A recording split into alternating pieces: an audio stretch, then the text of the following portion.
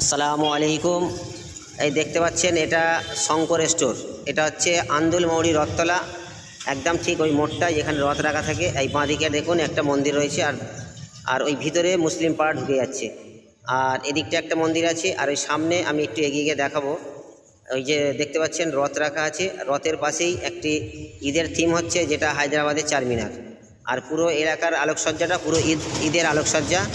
যাই হোক, বিদ্রোহী কবি কাজী নজরুল ইসলামের কথা একটি মনে পড়ে গেল, মোরা একই বৃন্তে দুইটি কুসুম, হিন্দু মুসলমান, মুসলিম তার নয়নমণি, হিন্দু তাহার প্রাণ। তো যাই হোক, হিন্দু মুসলিম ভাই ভাই মিলেমিশে যদি আমরা থাকি, পৃথিবীর কোনো শক্তি আমাদেরকে ভাঙতে পারবে না। আমি সকলের কাছে অনুরোধ করব, আমরা একে অপরকে, হিন্দু মুসলিম একে অপরের সাথে আমরা মিলেমিশে থেকে ভ্রাতৃত্ব বজায় রেখে আমরা চলাফেরা ওঠা বসা করব।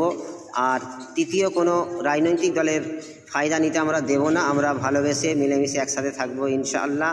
সকলের জন্য দোয়া ও ভালোবাসা রইল। সকলে ভালো থাকবেন, সুস্থ থাকবেন। আল্লাহ হাফেজ।